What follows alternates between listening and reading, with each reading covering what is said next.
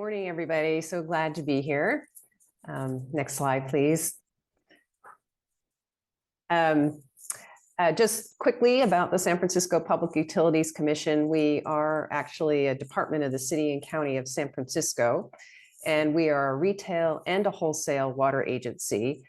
We deliver drinking water through our regional water system to 2.7 million people in 4 counties in the Bay Area. We also collect and treat wastewater for the city of San Francisco, and we generate clean power for homes and businesses in San Francisco. I think a previous speaker, Chris, I commend you on trying to explain water utility operations in the Bay Area. It's complicated. I did want to note that the Bay Area Water Supply Conservation Agency, or BOSCA, they represent the interests of our wholesale agencies. I manage the water conservation program for our retail service area. And next slide, please. What I wanted to do was just take a little bit of time to talk about our program and really all of the voluntary efforts we do to encourage water efficiency among our customers, whether they're homes or businesses, as well as the mandates, because it's a combination of both of those things that help us achieve the greatest water savings. So the SFPUC has been fortunate to have had resources to have a comprehensive conservation program for a number of decades. It's pretty comprehensive. We update and add things to it with new regulations or new technologies, and basically includes a suite of incentives. Those may be rebates or grants or other financial assistance that we can give to our customers and water users, assistance services, such as our on-site WaterWise evaluations, various tools, education, and then where the voluntary approach doesn't work, we have a series of mandates, either ones coming from the state that we've adopted locally or locally adopted ones, and a mix of things in between. So our program is based on best practices. There's a lot of effort in the conservation world to look at what works, what needs to be updated, what works in one location, not another location, as well as studies. And we, of course, look at our local conditions. And I do sometimes get the question in between the cyclical drought that we face in California when it's pouring rain. Some may ask, do you still have your conservation program? And the answer is yes. We operate rain or shine. And during drought periods, which are coming more frequently, we have expanded in additional efforts and additional drought response actions we have to take. So all of this has helped lead to a significant drop in water use despite population growth in our service area. And currently, in our retail service area, our average residential indoor-outdoor gallons per person per day use is around 41 gallons. So that's about half the statewide average. Next slide, please. So again, on the voluntary assistance programs, just very broadly, we try to keep a suite of measures that could help our residential customers or commercial customers or customers that just have landscape, as you know, really the broad range of buildings and property types and customer types we serve in our retail agency. And we are looking at making updates to our program. We evaluate it regularly. We do a deep dive and evaluate it in depth every 5 years when we update our conservation master plan, which we're in progress of doing right now. Again, we try to look at measures that can help both property owners and others that may be able to help reach tenants. So it's pretty diverse. And again, broadly, the programs include free on-site WaterWise evaluations. We do those indoor, outdoors. They're for any type of property. And we provide free water saving devices. Those range from the aerators, shower heads, to soil moisture meters and other devices. We continue to have a free residential toilet replacement program where we will replace Previously, it was just the highest flow toilets, but we have changed that to now replace toilets with a flush rate of 1.6 gallons per flush. And we replace those with toilets that flush at 1 gallon or less. We have rebate programs for clothes washers, residential and commercial, hot water recirculation pumps, and a variety of large commercial equipment, which can include custom projects, as well as rain barrels, cisterns, and gray water system parts. So we also have grants that can provide substantial assistance for on-site reuse projects, as well as major irrigation and landscape retrofits for large landscapes. And then much of what we do is provide outreach and education and training and assistance and tools to help our customers and water users understand what is efficient use, how do they get there. For example, we have a pretty comprehensive leak alert program. People, we push this out. People don't have to sign up for it. So we send out alerts if water use based on the property type triggers a threshold, and then we link people to resources. And we regularly are evaluating who our highest users are, reaching out to them, as well as anyone who triggers a report of a potential water waste situation. Next slide, please. So this chart is just showing at a glance how many interactions, how many people we've reached through our various programs over the last approximately 13 years. And really my point of including this in particular was to show when it comes to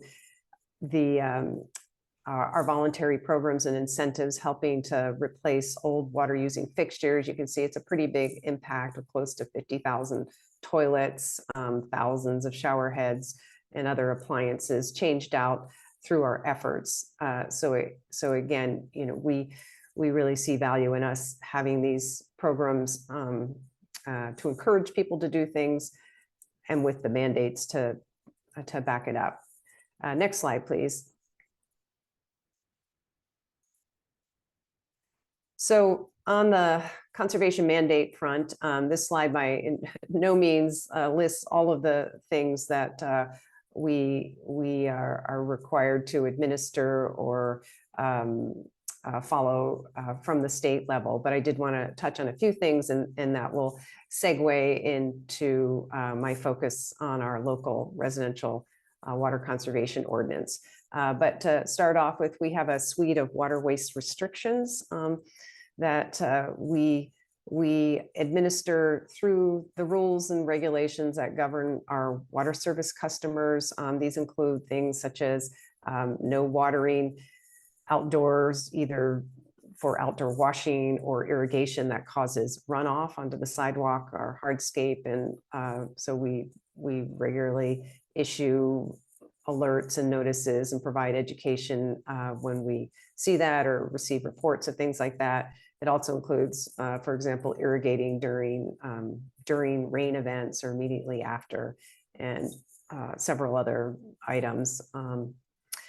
We follow, and this was mentioned by previous speakers, we have adopted locally a water efficient landscape ordinance that's in response to state requirements, and that addresses water irrigation system and planting efficiencies for new and retrofitted landscapes. We administer locally some metering requirements for new multifamily housing. We have a local ordinance for on-site reuse for large new developments. I didn't note here, but Heather Cooley had a good overview of new state conservation framework requirements that will, of course, also be administering and following and complying with. But lastly, in San Francisco, we have a pair of water conservation ordinances. One is a residential ordinance, the other is for commercial, but for the residential ordinance, it requires plumbing fixture retrofits upon every resale or major improvement. And that is really what I want to dive into next. Next slide, please.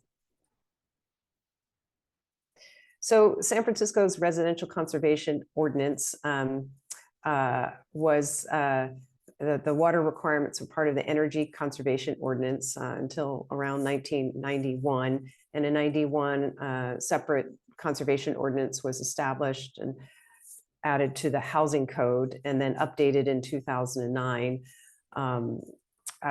in response to state requirements about plumbing fixture efficiency.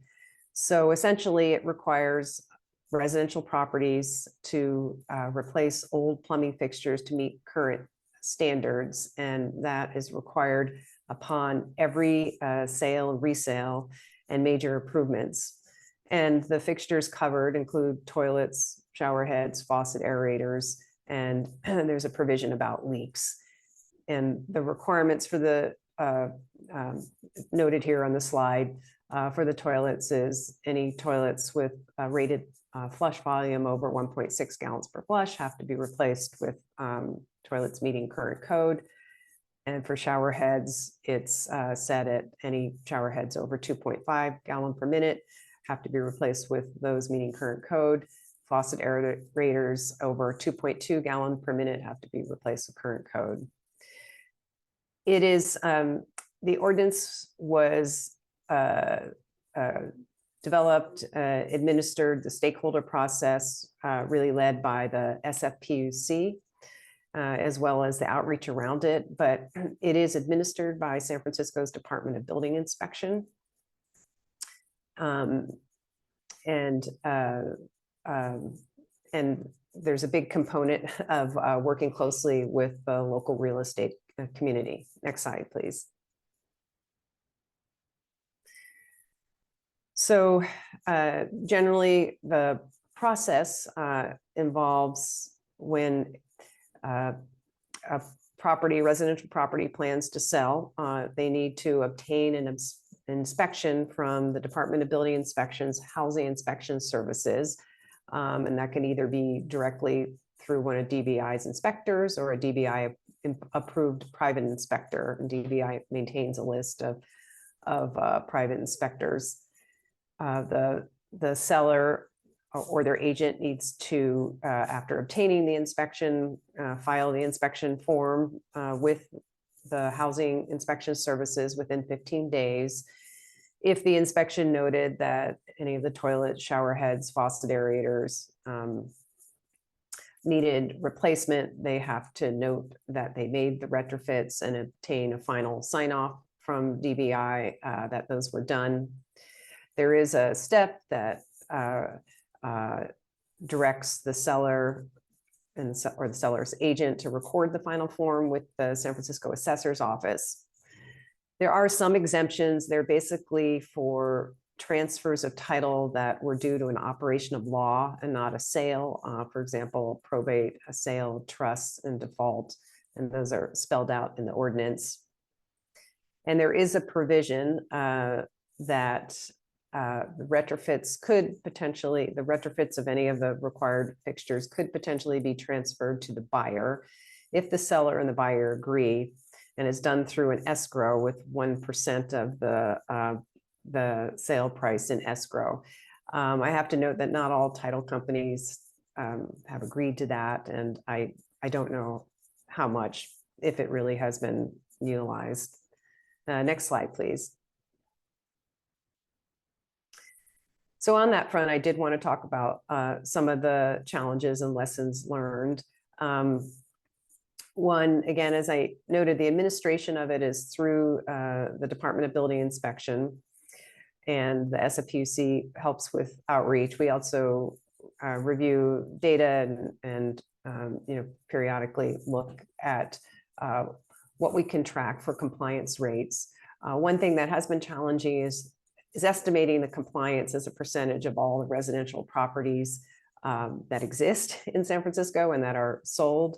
One of the reasons is it's been a little challenging to get the total quantity of existing multifamily condos that could sell separately from a whole multifamily building. And one thing we had noted is that the realtor obtained data on property sold annually is higher than the data that we receive from the Department of Building Inspection on the number of compliance inspections conducted. So we don't know exactly why that is. We do know, the PUC and DBI do know that we have encountered some properties that have sold with old fixtures and no record of the inspections. We don't definitively know the reasons why, but speculate that some of it may be due to transactions that are all cash sales and may not involve realtors. And we certainly have heard a few complaints from properties that are selling that the seller is fairly sure the buyer is going to do a complete retrofit, and they question the need to do the fixture replacements before the sale and balk a little at the escrow function. But again, that's an area that we would like to glean some more insights into. But overall, my assessment is it's not a huge percentage. Overall, the ordinance is providing a valuable way to catch and help replace some of these residential properties that haven't made the changes just through either our own incentive programs or natural placement over time. So we do know, just looking at the record of all of the properties inspected, thousands and thousands, have been helped this way to get the old plumbing fixtures out and the more efficient ones in. Another challenge is that we don't have a way to really track or enforce that final compliance step of recordation with the San Francisco's assessor's office. And I do recognize that overall it would benefit from more regular outreach to the realtor community. Again, realtors are all aware of this. Enforcing or informing sellers of the requirements is part of their real estate license and responsibility. But it's one where I think while we had a lot of extensive outreach during the establishment, it's good to do it more regularly. Next slide, please.